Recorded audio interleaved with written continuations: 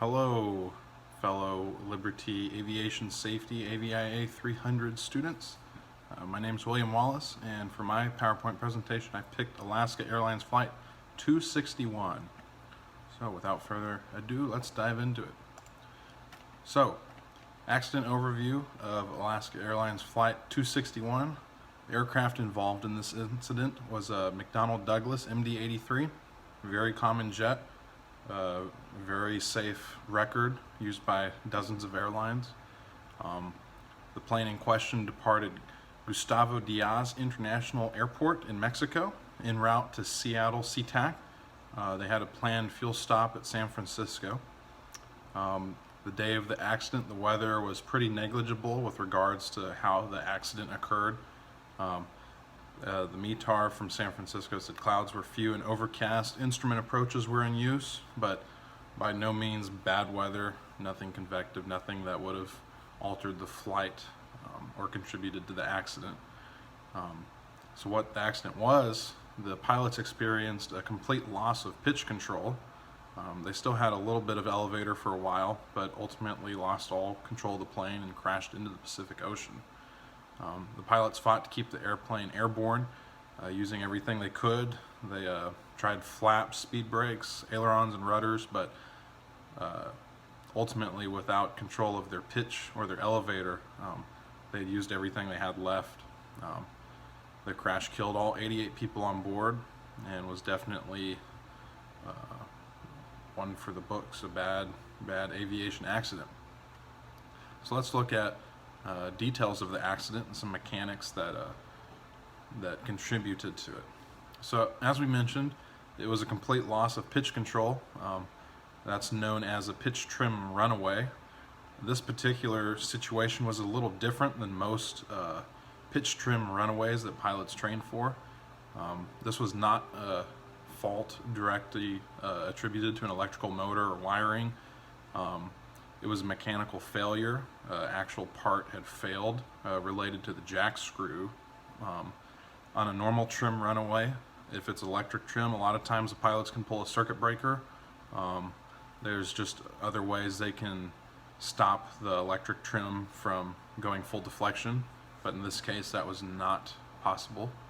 So the jack screw that failed, it's like a torque tube with threads similar to a bolt, and it's rotated to push and pull components up and down, and it uses a stationary nut to apply those forces back and forth.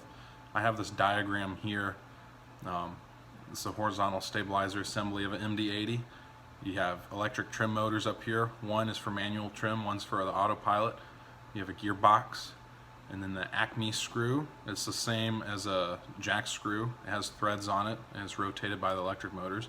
And then an Acme nut, that's the stationary part, which the whole assembly pushes up and down on. It has any kind of trim that's actuated by a jack screw or Acme screw like this has physical limitations, notably the distance it can travel and the amount of force that can be exerted on the elevator assembly or trim assembly. At the limits of which it can travel, it has two mechanical stops. So on the Acme screw, these green parts here, they could be other nuts or just kind of like the end of the bolt, to speak, that prevent it from going any further up or down past the Acme nut when it makes contact there. In this case, the threads of the Acme nut were very gradually stripped from excessive wear, and that permitted the jack screw / bolt to slide freely once there were no screws or no threads left remaining to hold the assembly in place where it was set by the electric motor. So this accident had the likeness of a trim runaway, but due to these hardware failures in the threads, there were not any electrical remedies available. The pilots weren't able to just pull a breaker and solve the trim runaway. And we'll come back to this diagram. So let's look at some more details of the accident pertaining to the flight path. So Flight 261's MD-80, it was in level cruise at flight level 3100 or 31,000 feet. The autopilot was disconnected by the pilots as they decided to hand fly. That switched the trim system over to use of the manual trim, which resulted in a small adjustment, which resulted in the whole system changing position from where it had been in its resting state in straight and level flight. Now, as the threads had been stripped more and more by continual use, as the bolt was stripped, the trim runaway was experienced as the jack screw or the Acme screw slid through the Acme nut. There was no resistance, nothing to stop it from pulling through those threads. So as the trim runaway was experienced, it resulted in excessive down trim. So the plane enters a dive. The pilots were able to stop the initial descent with excessive elevator control and the use of speed brakes. Gradually, the trim continued to increase nose down until it was indicated at maximum deflection. In the cockpit of the MD-80, as with most planes, by the trim wheel, there's a mechanical indicator that shows the position of the trim, and the co-pilot noted that it was in the maximum nose down deflection. So eventually the mechanical blocks, which were the green parts in that diagram we saw, were broken and overridden, resulting in the whole jack screw assembly being able to slide up through the Acme nut. So as the elevator went up, the top of the pitch trim motors, the ones in purple, were resting on what is essentially the cowling cap of the MD-80's tail, which is not designed to hold that force of the elevator pushing up on it. The co-pilot again noted that the trim indication was at maximum deflection, but the pilots had no way of realizing that the actual elevator trim, the way it was angled, was several degrees more than what was indicated in the cockpit. The pilots began alternating flaps and speed brakes and just trying whatever they could to maintain directional control. A secondary dive began. The plane inverted as the pilots were using rudder and aileron to attempt to maintain control.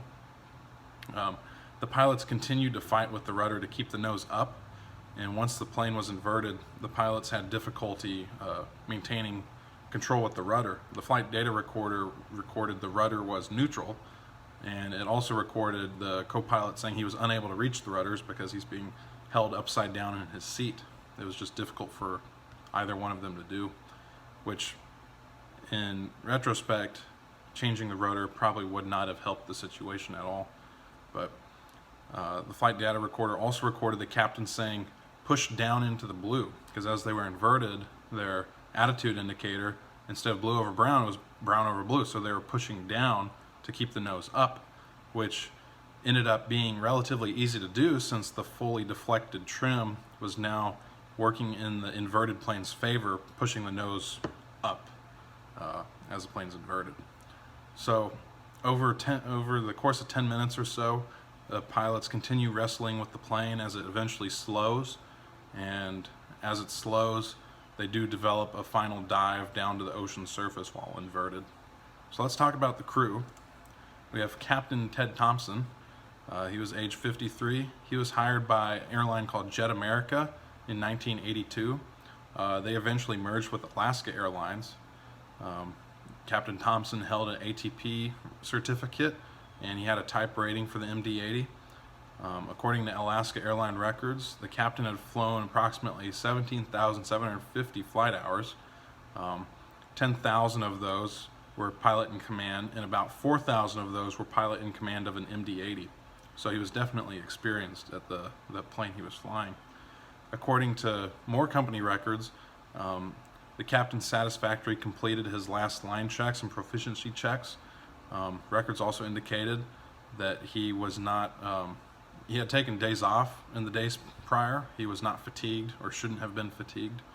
So those factors, none of them should have contributed to the accident. Further search of FAA and company records showed no accident, incident, or disciplinary actions taken against him regarding either his pilot certificates or his driver's license. Looking at the co-pilot, First Officer William Tansky, similar to the captain, the first officer, age 57, he was hired directly by Alaska Airlines in 1985. He held an ATP certificate as well. He had a few more type ratings. He was type rated in the DC-9, the MD-80, the DC-6, and the DC-7. They're all very similar planes. The first officer, according to Alaska Airline records, he had flown approximately 8,000 hours, or 8,140 hours, and about 8,000 of those were as first officer on an MD-80. According to further records, first officer also satisfactorily completed his last line checks. He had a current medical. The company records indicated he was also off duty in the days prior to the crash, so he shouldn't have been fatigued. Further records, just like the captain, show no accident history, no incident or disciplinary actions regarding either his pilot certificates or his driver's license. So let's go look at aircraft maintenance and casual factors. The MD-80 was certified by the FAA in 1980. It was derived from earlier DC-9 series model airplanes. As a result, much of the MD-80 series structure, systems, components are very similar to the DC-9 model and Boeing 717 models. Alaska Airlines started flying these planes in 1984. Longitudinal control for the MD-80 and all DC-9, MD-90, 71 series aircraft, that is the control of the airplane pitch movements, is provided by moving the entire horizontal stabilizer. The horizontal stabilizer is mounted on top of its 18-foot tail vertical stabilizer.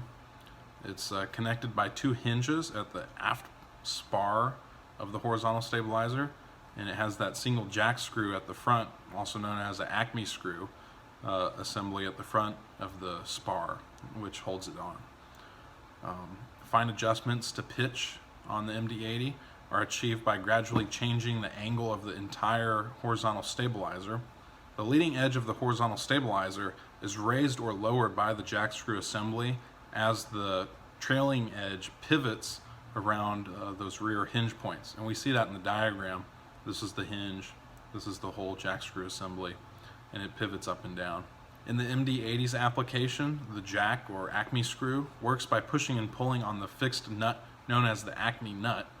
The Acme nut was designed with a softer aluminum alloy than the Acme screw, and its threads were designed to be the wear part of that whole system, as it was easy to replace the individual nut instead of the jack screw or the whole assembly.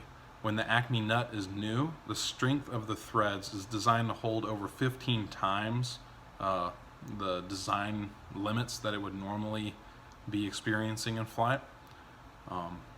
And the Acme nut doesn't only have one set, but two sets of threads. They sit on top of each other. Both sets of threads are rated to handle the maximum load for their expected wear lives. The nut was designed to last 30,000 flight hours according to Boeing engineers, and it was not originally subject to periodic inspections for wear due to the electric motors being relatively low maintenance and lack of a hydraulic system for that. The whole jack screw assembly was just viewed as requiring low maintenance. This particular MD-80 had 26,584 hours on it. That's pretty close, but still less than the design 30,000 hour life of this part. And looking into it more, if the primary force bearing torque tube, which is within the Acme screw, fails, the Acme screw will carry the load, and vice versa. If the Acme screw fails, the torque tube should be able to carry the load. Despite these design considerations, it was beginning to look to the NTSB as though this primary trim system was the point of failure on Alaska Flight 261. So I have a video. This is the NTSB simulation. So as the pilots request a change in pitch attitude, the electric motor spins the jack screw or the Acme screw, and the whole assembly pivots, pushing off of the Acme nut. And as we see, those green points are the mechanical stop points. So when the mechanical stop reaches the Acme nut, either the up or the down position, that should prohibit the elevator trim from running away past either of those points. Another YouTube video I have, it's an hour long, so we won't play the whole thing, but it's the Air Disasters episode of Alaska Airlines 261. I'd highly recommend. It's a good watch. So now let's talk about NTSB's findings and recommendations regarding this incident. So the National Transportation Safety Board determined that the probable cause of this accident was indeed a loss of pitch control resulting from an in-flight failure of the horizontal stabilizer trim system, specifically the jack screw assembly's Acme nut threads. The thread failure was caused by excessive wear resulting from insufficient lubrication of the whole jack screw assembly. Contributing to the accident was Alaska Airlines extended lubrication maintenance interval, and the FAA had approved that extension. Pretty much just lets them do smaller checkups instead of intensive maintenance at a more regular interval. That whole preventative maintenance program, extending that maintenance further and further out, definitely increased the likelihood that someone may have missed, or the jack screw may have had inadequate lubrication, and that would result in the excessive wear of the Acme nut threads despite its 30,000 hour design life. Also contributing to the accident was the absence of fail-safe mechanisms. We talked about those stops on either end of the jack screw, but engineers didn't account for, if the threads had failed, the excessive force of the entire unit pitching up or down could very easily break those nuts. So a better fail-safe mechanism needed to be in place to prevent this type of failure from occurring. So recommendations from the NTSB going forward: if any pilot of an MD-80 or a similar type experiences malfunctioning trim during flight, it's better to leave it alone instead of making adjustments, because the point at where the threads are might be the only point where the threads are left. So instead of potentially stressing the system to break threads, just leave the trim where it is and use excessive elevator control when necessary. As far as maintenance goes, when they do the checkups on the jack screw threads, the application of new grease, not only that, but the complete removal of old grease to verify that the parts are indeed wearing within their limits. Another thing they recommended was larger access panels on the tails of these planes for easier access to verify and do the maintenance of these critical parts, and not only have maintenance checks on the lubrication, but actually require them, have that maybe even an AD of sorts to be required inspection for each annual, or etc. However the airline decides to do their maintenance schedule. And then lastly, incorporation of a true fail-safe mechanism on these trim controls. Instead of just having a nut at each end of the screw, maybe even adding a second Acme nut. Anything to prevent a complete runaway from happening, or complete separation from the Acme nut and the Acme screw from being able to strip. So this diagram I have here, it just shows how the threads should be initially and how they were. So on a bolt, if you've ever worked on your own car or motorcycle or anything similar to that, you may have stripped a bolt before. While you can still see the threads, like in this picture, you can see the rings, but the grooves aren't actually there. They've been stripped away by the bolt moving with more force than those threads can hold. So instead of having the screw be able to rotate up and down through the hole, it just slides in and out with little to no resistance whatsoever. Student recommendations and a biblical viewpoint. From my perspective as an aviation safety student at Liberty, I think there needs to be more involved in documented maintenance for mission critical parts. I'm sure from the 90s to current time this has happened. I know a couple AMPs that work for Embraer, and they do have to very closely document everything, which is absolute necessary to prevent these kind of accidents from happening. And then fail-safe mechanisms designed wherever available on all primary controls. Even if an engineer says this one nut is the fail-safe and this one nut shouldn't break, why not add two? I'm not an engineer, so I'm sure they have various reasons and explanations for the way they design the fail-safes, but wherever a fail-safe can be put in perhaps twice, why not do it? Biblical viewpoint, as pilots and passengers on aircraft, that those people have to put their ultimate trust in the engineers who designed the plane and the mechanics that maintained it. 2 Corinthians 5:7 says, "For we live by faith, not by sight." Pilots can't see all the inner workings of their plane, especially passengers don't see or understand many of the inner workings of the plane. And a lot of faith has to be put into the people who maintain it and the people who designed it in the first place. My references, I referenced the NTSB's report they put out on this incident, retrieved from that link from the official ntsb.gov website. And then a lot of the images and diagrams for this I pulled from Google Images for a simple Google for Alaska Airlines Flight 261. If you want to learn more about it, I do recommend this YouTube video. I'll put the link up here. It's the Season 1, Episode 5 of Air Disasters. It used to be on Discovery Channel. I'm not sure where you can find it, but this YouTube link does take you there. And they've titled that episode "Cutting Corners" in reference to the engineering team and the maintenance people not doing the required maintenance and not installing the proper fail-safes, and the maintenance department not putting in the proper time to inspect and verify that these parts are within wear limits. So highly recommend that YouTube video if you want to learn more about this. Thank you for watching my presentation. I look forward to watching all of yours. Thanks for watching.